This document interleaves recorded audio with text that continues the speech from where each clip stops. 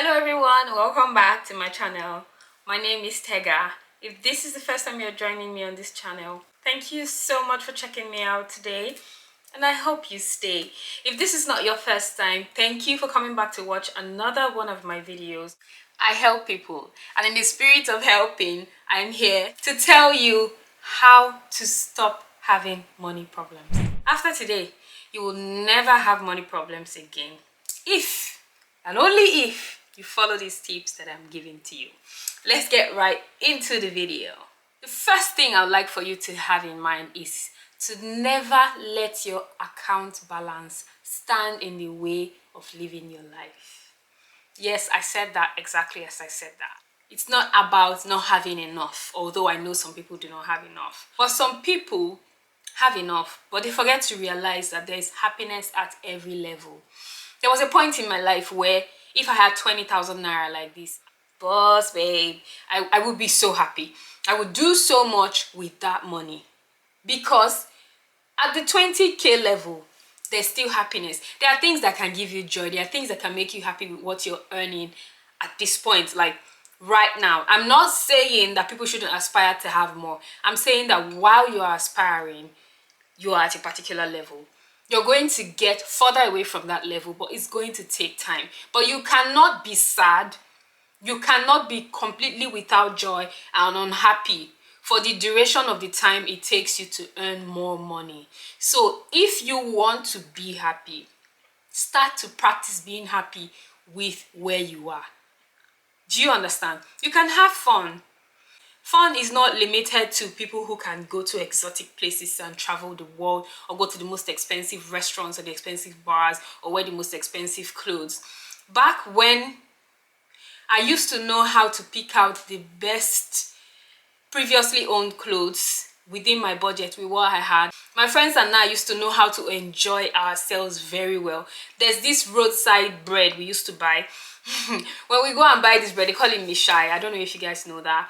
You buy the bread, they'll fry egg in it, and then they'll kind of toast it in the pan and everything, and it will be nice, and they will give it to you. And that was like enjoyment for us. I'm not saying that's what you have to do. I'm not saying enjoyment is about food or about going out or stuff. I'm saying that whatever level you are, whatever is in your account balance, there is a way that you can enjoy yourself, bearing in mind that that's what you have. Because if you stress yourself and cry and wail and everything, it's not going to change what's in your account balance. So when your countenance is good, when you're happy with what you have, when you're joyful and working towards doing more, it means that at every step that you get to, you will always be having fun. So the more you know how to do with little, the more you can do when you have more. Trust me, when I was in school, I used to get 10,000 naira monthly allowance. I had a friend that used to get, a flatmate, we lived together, we went to the same school, we were in the same class. She used to get, I think, 40,000. Was it 40,000 or 28 or 38 or so? Bottom line is, my 10k will still be remaining when her money is finished. So I'm not just telling you something that I don't know. I'm telling you what I know. That at every level, you can make yourself happy with what you have. It all depends on you and your head. Second thing I'm telling you, this is not motivation, mind you. This is reality. I'm talking to you like I talk to myself. I'm telling you the things that I tell myself. I'm telling you the things that I have practiced, that I have done, that have helped me to be alive right now. And the second thing I'm going to tell you is you have to understand that money will always come. I know what it looks like right now. It doesn't matter. It looks like everything is tough and everything is hard and everything is... But have you noticed that no matter how bad things get, money always comes one way or the other. As far as you have something you're doing with your hands, you have something you're doing with your head, you always find something to eat, you always find something to take care of your basic needs. You're not living on the streets. So what I used to tell myself when I used to have money problems in the past, I don't anymore.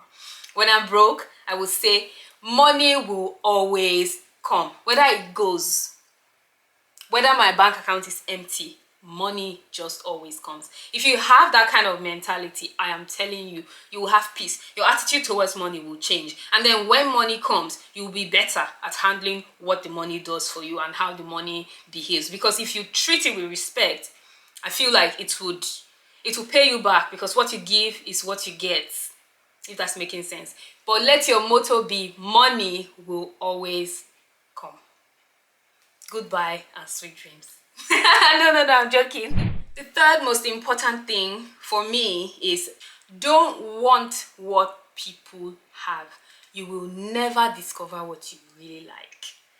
That has worked for me, because if I'm looking and coveting and I'm eyeing other people's things, for me it transcends just things that money can buy. It transcends just money and stuff, but I'm using it as a money example for you. You will never be sure of what you want. If you want something, if you're aspiring to something, if you're feeling somehow or uncomfortable about not being able to afford something or do something, you need to ask yourself why you actually want that thing. Is it you who wants it? Is it you, or because everyone has it or everyone's doing it, you want to do it? Is it really something that's particular to you? Is it something is it you?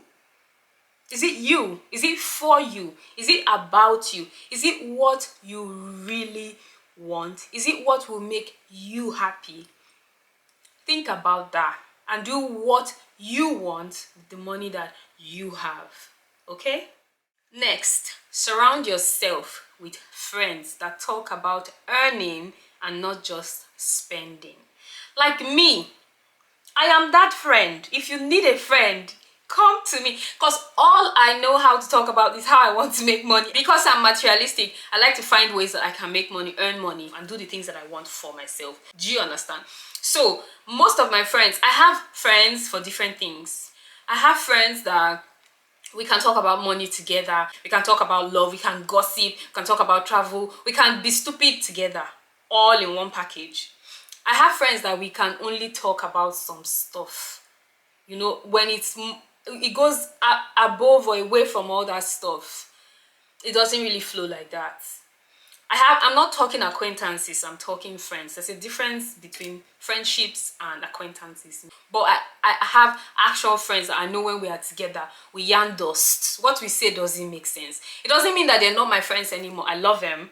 I also like to say things that don't make sense sometimes. Let's play. It's not every time serious life. But try to surround yourself with enough friends that can inspire you to want to earn. It may not be about what you guys talk alone.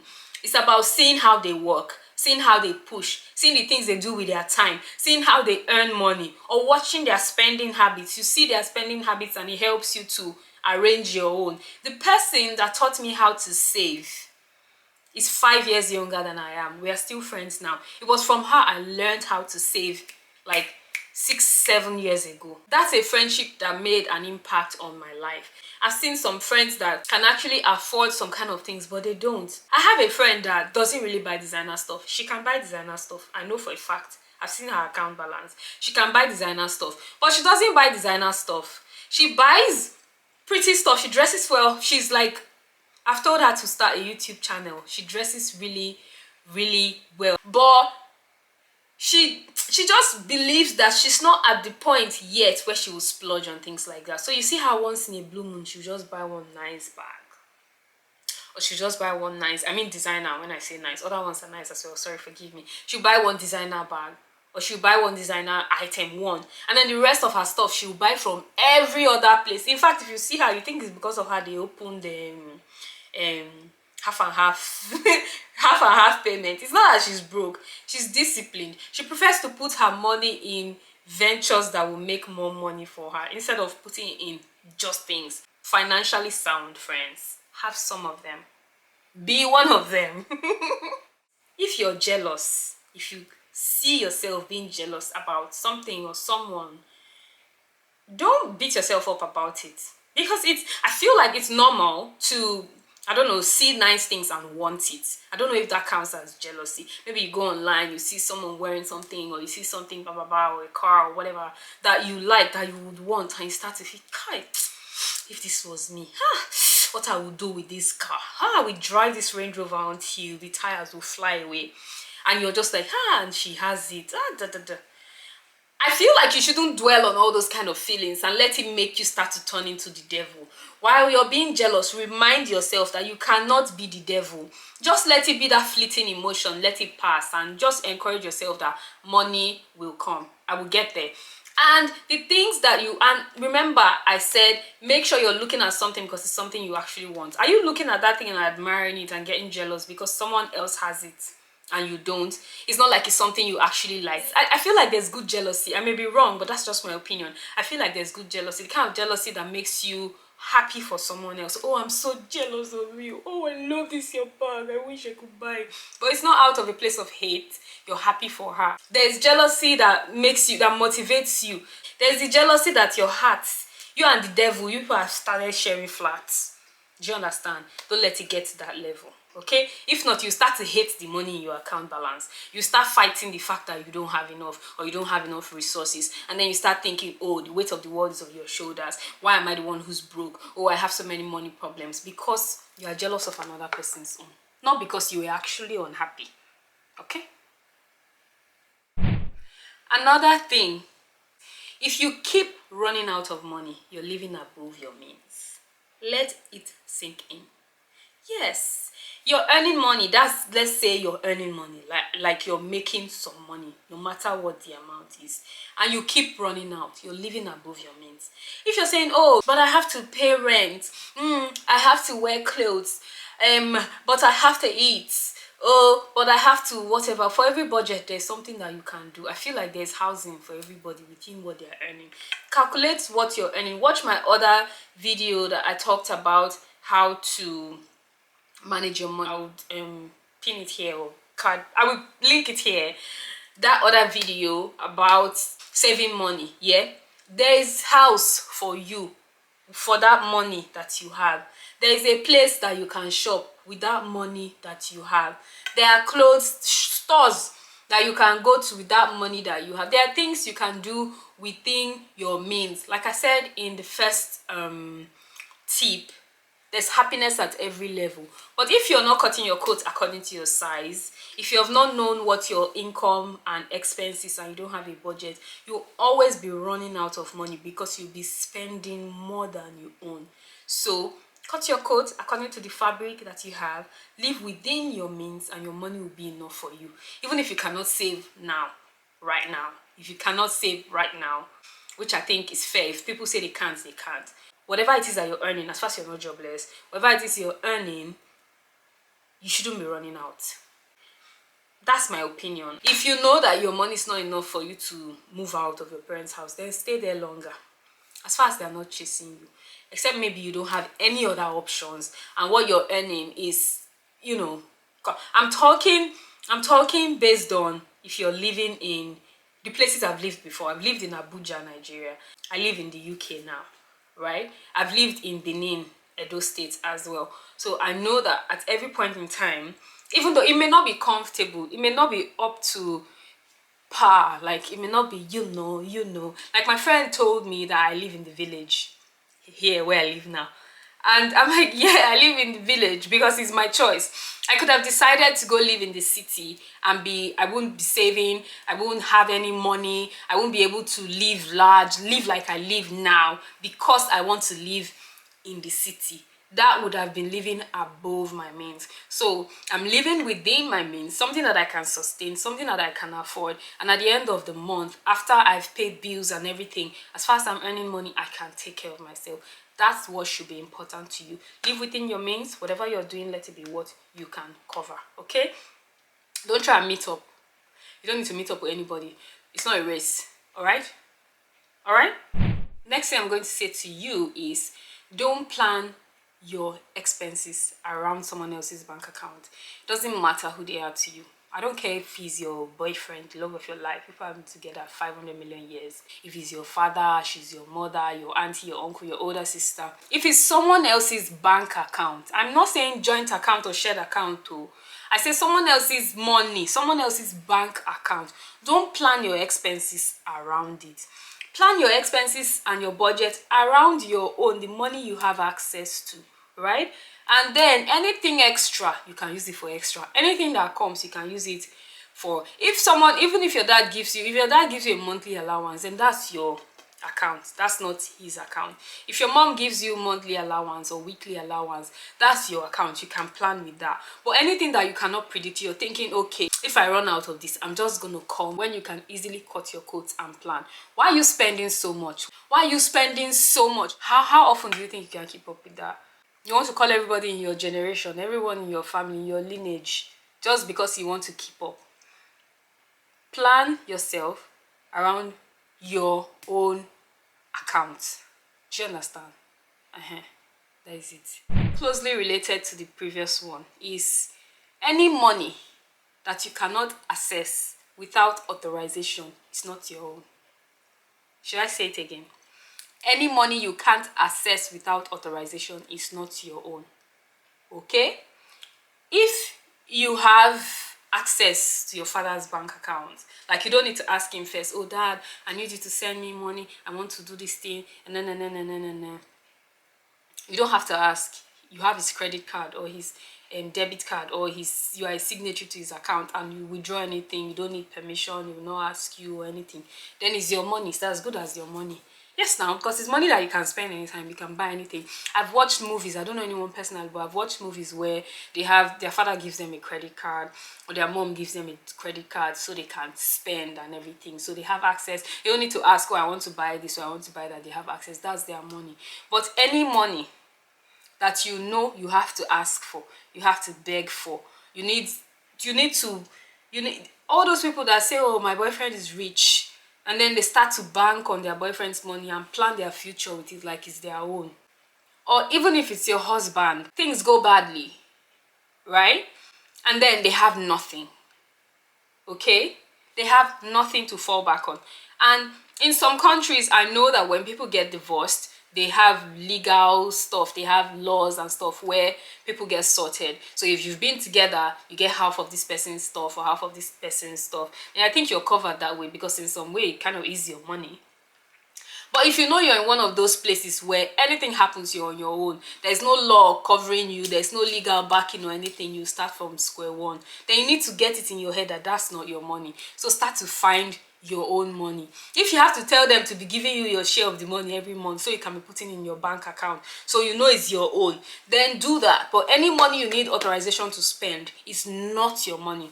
I know why I'm saying this. There are people who think that my daddy's money is my money, my mommy's money is my money, my boyfriend's money is my money.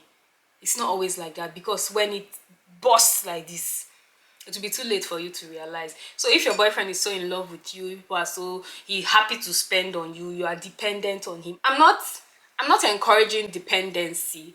Dependence. Yeah.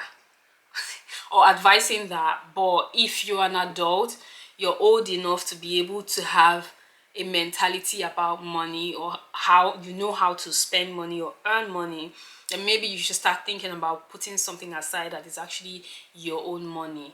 Because life is unpredictable, very unpredictable. Anything can happen, and when it comes to money, you want to make sure that you don't have any problems with it when your source disappears, goes away. Nobody's dying. So the next thing I'm going to say is be comfortable with being honest with your friends and family and people around you. Don't go out and spend money if you cannot afford it, okay? If they invite you to come somewhere or invite you to come do something and they're your friends, then you should be comfortable enough to say, I can't afford to do this today. I don't have this money today. It's not a part of my budget. Whatever it is you want to say. But be honest with your money. If not, the money will be dishonest with you later, because when you go and do all those loud spending and all, you start panicking. Like me, I always say that I have fear of poverty, so because of that, I don't know how to not have money. I'm not comfortable with not being able to take care of myself. I'm not comfortable when I'm not doing anything or earning anything or seeing money coming in my account. I probably should see a therapist or something, I don't know. But not everyone is wired like that. Do you understand? So you don't want to get to the point where you run out of money completely. It means that you've been doing things that you shouldn't have done. You know? So I know friends and family, boyfriends, girlfriends, are a very big influence on how we spend our money. So you're a guy, for example, you know that your funds are getting a little limited, or you've overdone your entertainment budget for the month, and then your girlfriend says she wants to go to wherever, you know that it's not in the plan, you know you can't do that, but you want to please her, I think you shouldn't please her. If you can't be in a relationship where you can talk to each other and be honest with each other, you should pack your bags and go home. Because you should be able to tell your girlfriend that, oh, this is what I'm doing, I'm kind of working with budgets and stuff. So for now, this one is, I can't. If I do this, I'll be stretching it. So I can't do this. Let's postpone, let's do it another time. Why don't we find something fun to do inside that won't cost us any money? It's as simple as that. I don't mean to contradict myself with this one, but it's something that has to be done with wisdom, okay? I feel like money is useless if you don't use it at the end of the day. As much as I'm talking about saving money, trying not to have money problems, planning for the future, but there's no point living like a pauper when you've actually made money to live at least comfortably. That's a difference, because there are a lot of people who are saving for a future they haven't seen. Meanwhile, they are suffering now, but the money is there. There's a difference if you don't have enough to actually use the money, make your money more useful to you. But when your money starts coming, which it will always come, I think you should find time to, you work hard, you go out, you earn this money, find time to do something for yourself with this money. Find time to make sure the money shows in your life, even if it's small. Like I said, doesn't matter what level, whatever it is that you earn, try to make your money do the most for you. If not, it's you must be, you seem stupid. I don't know, it just seems very stupid. You go out to work every day, yet you don't use the money for anything. Does it make sense to you? If all your bills are paid, you've put something little in your savings or whatever, do something for yourself. As much as you're planning for your future, there are people that have died without getting to their pension. And they've saved that pension. They've saved that when they retire, they will. I'm not saying anybody will die. I'm just saying live while you're alive. Your money is useless if you don't use it. Simple. Anyhow you interpret it, it depends on you. You're the one who knows how to apply that to yourself. And if it doesn't matter to you, throw it away, it's fine. I know I just said money is useless if you don't use it, but life is about balance, okay? As much as you need to live while you're alive and spend money on yourself and enjoy the money you work hard for, remember that if you save for a rainy day, you will not have money problems. Comfortable salary earners, minimum average wage, you should be able to have saved something that you can survive on if you don't have any income for at least 6 months. If 6 months is too long for you, then at least 3 months. Anything is possible. So while you're working, while you're living large, make sure that you have money in a savings account somewhere separate from your regular account. You can start now, it's never too late. The only way to do this accurately is you track your expense, you know your income, and you have a budget. So based on your income and expense, right, you already know how much you spend monthly to survive. So when you calculate how much you spend monthly, you put away your emergency funds, meaning that's your monthly expense 3 times. That's 3 months of no work, you'll be fine. If you can do it 6 times over, that's 6 months of no work, you'll be fine. If you can do it 1 year, that's 1 year without work, you'll be fine. As much as you can do it for, right? But me, I believe 6 months is modest enough. And then within that 6 months, you'll be able to get back on your feet. As much as you aspire to, enjoy life, live life, use that same energy to aspire to save and invest. Because if it doesn't balance out, then that's where you start to have money problems. You know why? Because money can be unpredictable. It will come, it will go. But the way you plan your expense and track yourself, that's how you can predict your own money. Prepare yourself mentally, equip yourself to be able to earn money, invest your money, save money, then you can predict your finances. All right, I hope I made sense. I hope I've helped someone today. Thank you so much for watching this video. Don't forget to like and subscribe, and I will see you in my next video. Mwah.